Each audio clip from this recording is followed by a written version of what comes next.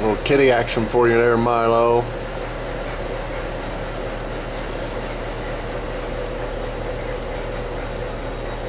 Morning wrestling matches are common around here. Oh, what do we got over here? Oh yeah. We got new stuff. Oh yeah. Let's go check it out. Monday, I sent my old wheels in and to my warehouse and bought some new tires for the Jeep, because although that is an awesome looking wheel and tire combo, I think it's just not right for this Jeep the way it sets, and I'm just not going to mess with trying to lift it anymore. So we bought a 31 1050. These are Terra Grappler. These are Nitto Dune Terra Grapplers. I think they're cool looking. There we go. Awesome looking sidewall.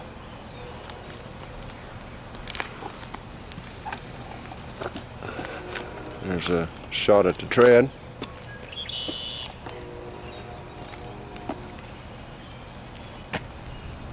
So there's $600+ worth of rubber right there, and yeah, so I'm gonna get these on my Jeep, and I think we're gonna have a much better driving Jeep, and we're gonna eliminate any kind of a rub situation that we have. As you can see, we got a little bit smaller. It's a 31 instead of a 33, and a little narrower, 1050 instead of a 1250. So I think these are going to look pretty sweet, and we're back to the black wheels. I don't like them as well as I do the polished, but a lot of guys like black wheels, so it's just a personal preference. And we'll probably, well, someday we will sell this Jeep. I don't know when. It could be sooner than later, or it could be later than sooner. But I think having newer tires on it is going to help it. And I think a lot of people, there's more people who like the black wheel than do the polished wheel. So that is a 1510 there, and we're going back to the 15.8s. So, and these are intended for another project, and they'll stay intended for another project. Alright guys, let me get that done there. I got lots to do today, and let me get this done, and we'll see what this Jeep looks like. Alright guys, we got these swapped out, and there's a look at it. We still have a pretty aggressive look. We have a more aggressive tread than the 33s. I'm sure it'll be louder, and I think they're going to look pretty good.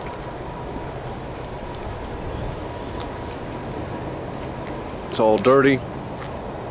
So, like I need to be doing anything else but working, as busy as I am, I'm going to take this, drive it around a little bit, put a heat cycle in the brakes or two, get them hot, and then we'll come back and retorque the lugs after it cools off, and I think I'll go give it a bath at the power washer and give it a wipe, make it look pretty good. So we'll see how it rides. I think it'll drive better. Anytime you have less contact patch on the road, your vehicle will drive better. Now check this out. The other side's going to be better because that's closer, the wheels turn closer to the rub. Now here's maybe just a little bit of lesson about wheels, especially for you guys that lift your vehicles, have 4x4s or whatever. I don't know if we can exactly see in there or not, but our rub was occurring right in here on that lip, just past the right in here is where our rub was, and when you turn the wheel it would hit.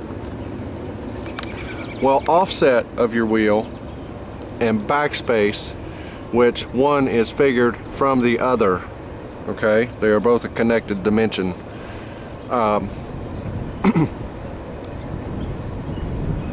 dictates, you know, the situation here on your rubs. So the longer your arm, in other words, the farther the wheel sticks out from the pivot point, the more ground you got to travel with your steering. The farther you get away from here, the more travel your tire will have. So when you get a lift on a vehicle, usually your lift specifies the backspace. And the reason I bring this up is because most people don't understand it. I get a lot of calls about this. And what happens is people misunderstand. It'll say in the lift a backspace not greater than 4 inches or 4 1/4 or something like that, depending on your lift, or maybe even 4.5. So what will happen is people will misunderstand that, and they'll mistake that a 4-inch or a lesser number will not work.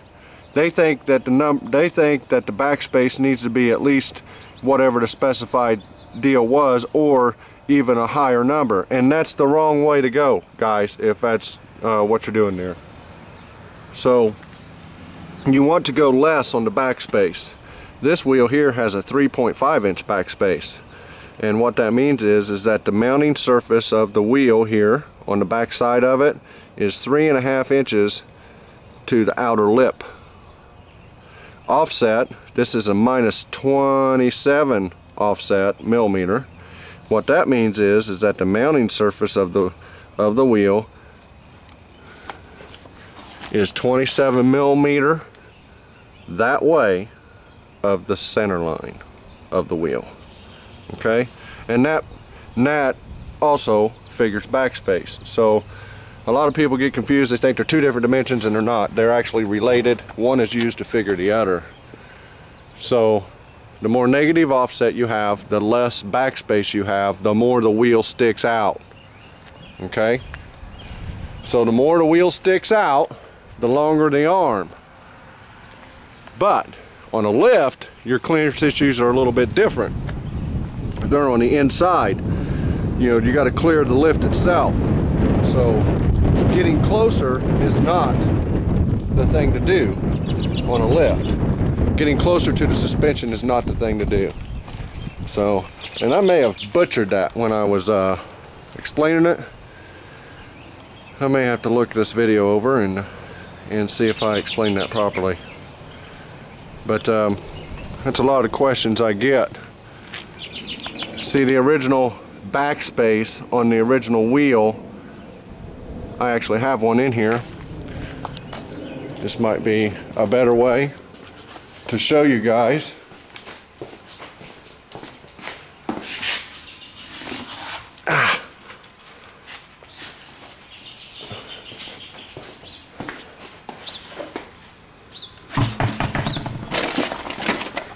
Bear with me here. Alright, see what we got here. See if we can get a couple wheels side by side here so we can see a difference. Now the 15 by 10 has a 4-inch backspace. That means the distance from this face to this lip, if you put a straight edge across it, is 4 inches. Okay, now this is the factory wheel. Okay, this is what comes stock on the Jeep. I don't know if you'll be able to tell. That is huge, much larger than that. Okay, which means this wheel will tuck under the vehicle more. In other words, the outside will be more flush with the fender when it's mounted. Okay? So that backspace right there is probably at least 4.5, could be as much as 5. I don't know off the top of my head without looking it up in the book. Okay, and that's a narrower wheel. That's a 7-inch wheel. Okay, it's probably actually 4.5 with a 7-inch wide wheel. All right, so that's the difference between your more custom wheels and then your OEM fit. Okay, the wheel would be much closer to the leaf spring with the OEM wheel. Now we're wider and we have only 3.5 inches from our mounting surface on the hub back of wheel. We have 5.5 inches from the mounting surface out to the outside lip of the wheel. And 5.5 and 3.5 make 9. That's a 15 by 8. It's a 1/2 inch lip on each side. Okay? The 15 by 8 dimension is the dimension from the bead to bead inside the wheel. Okay, that's the 8-inch dimension. And you have to add another 1/2 inch. So if you ever have fitment issues or you ever have questions about how far a wheel will stick out of your fender, all you have to do is put a straight edge on your mounting surface of your hub and then figure your dimensions up between you know your backspace and you know your lip width and you know the width of your wheel, so you'll be able to figure out how much wheel will stick out this way. In this case, the dimension would be 5.5 inches. This outer lip is 5.5 inches from the hub in here. So I get a lot of guys asking me questions, and that's the main question. How far will the wheel stick out? Well, that's how you figure it. This particular wheel with a 4-inch backspace, okay, it's a 10-inch wide wheel. So you have a 10-inch width, you got a 1/2 inch on each side for the lip. That's 11 inches. 11 minus 4 is 7. So this wheel sticks out 7 inches. Another 1.5 inches from what that is. And that's why, guys, we were getting our rub. It's more the offset and backspace of the wheel that causes the rub than the diameter of the wheel. Okay? We have only gained 1 inch in the wheel wells. Okay? But our clearance is huge because our wheel is in a different location in relationship to the hub than 15 by 10 wheels were. Our wheel is tucked in just compared. The outside edge of the tread is roughly 1.5 inches farther in than the wheel we had on there, the 1510 with the 33s. That is the main reason why the rub is stopped. Okay, and that's just a little bit of lesson in wheels. I hope I explained it decent. I'm going to look over the video and we'll see. But those are the questions I get a lot on the phone and through emails. So if any of you guys are wondering out there, that's how it all works. You take your backspace from your total wheel width, lip to lip, minus your backspace, and that will give you how much wheel is going to stick off your hub. Okay? So there we go. Just forget about offset. It doesn't mean shit. All you need to do is use the backspace dimension. Alright, I'm going to take her out, see how she drives. I'm sure she's going to drive better, and maybe I'll be able to turn the wheel more than one turn. That's all I was able to turn the wheel. That's about it right there. A little bit more I think I could have gone. So that's the way I've been driving that thing for the last 3 or 4 weeks, however long it's been. Alright guys, take it easy. Alright guys, here's a look at the Jeep, and I washed it and did a little quick wax on it, maintenance wax, whatever you want to call it, to spray on, wipe off stuff. We always seem to have a lot of Lucas laying around here for that. Lucas slick mist, I think is what it is. So it looks good. It sure does drive a heck of a lot better. And yeah, I'm pretty happy with that. So I'll wrap up this little video set, and comes my boy, and he's gonna give me a ride. So you guys take it easy.